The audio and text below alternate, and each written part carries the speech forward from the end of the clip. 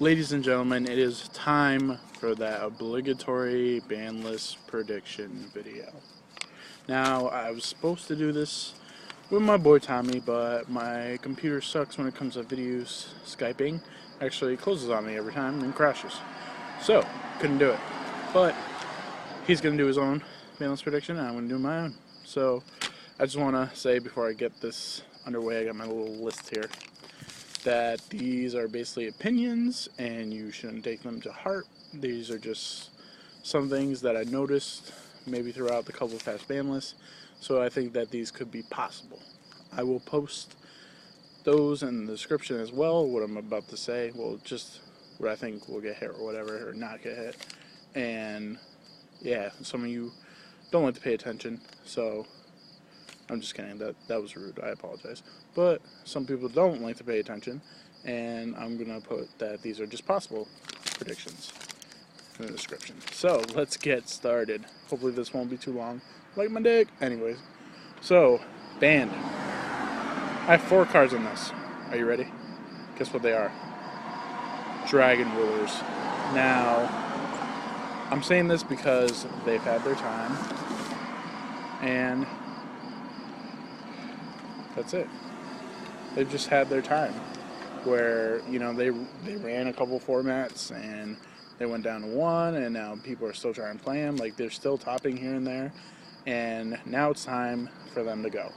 That's my personal opinion, not even because I necessarily wanted to go. I do think they deserve to go, and Konami can't really make any more money off them, I don't think, so that's basically the big part. That's what I based a lot of this on.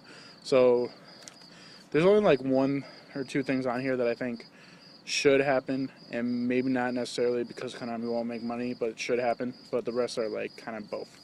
So the Dragon Rulers, like I said, their time's up. Like, I'm sick of them, to be honest. Like, isn't everybody at this point? Like, that's crazy.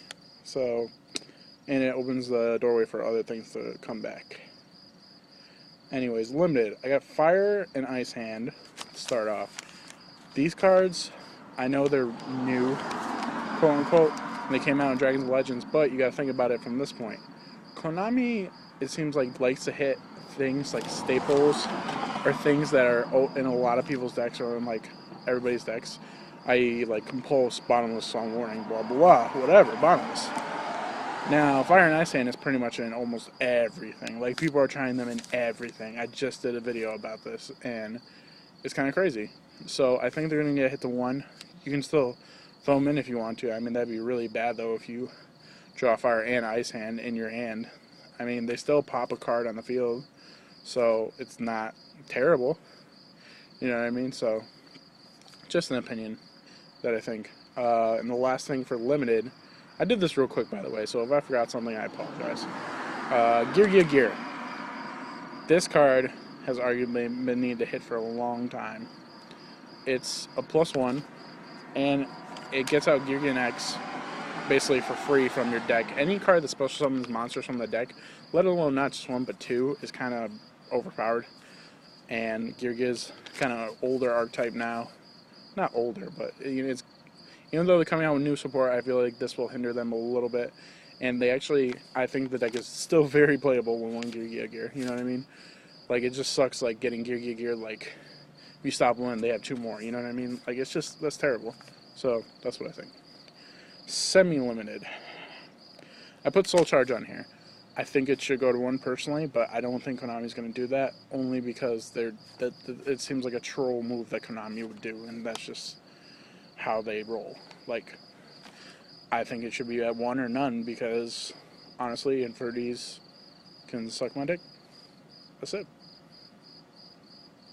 Just getting a lot of other things, like with Soul Charge, like, you know what I mean? Like, that's almost borderline a staple as well.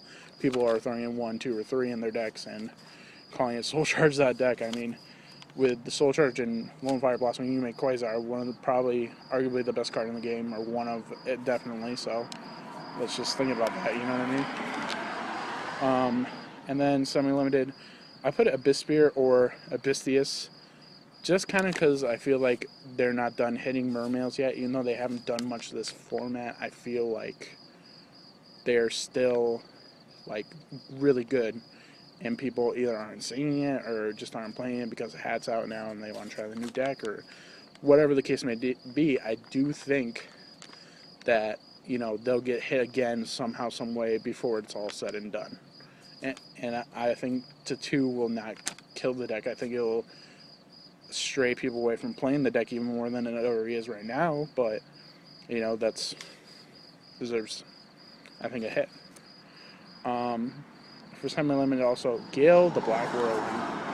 I think this has been a long time coming, only because they got new support and Dragons of Legends, and Gale the 2 wouldn't really do anything because Dark Strike Fighter's not around, Trishula's not around. You know what I mean? Like, it's not that kind of format. I know back in the day, Gale used to be just in every deck just because it was a good tuner and it's a good effect. You know what I mean? I think Black Wings could deserve a little bit more push. I don't think they'll still be as good as they once were, even with Gale at 3. I think they wouldn't be as powerful or as dominating in the format as they once were at one point. But Gale to 2, I think, is maybe a little bit long overdue. And since the Dragon Rulers I got banned, I put Dragon's Ravine to 2. Now, because Dragoonies are getting more support in some upcoming set, I can't think of it off the top of my head, but it was revealed they were getting support. So if you ban the Dragon Rulers, you can bring Dragon's Ravine at least back to 2, I think, because that makes them a viable deck again.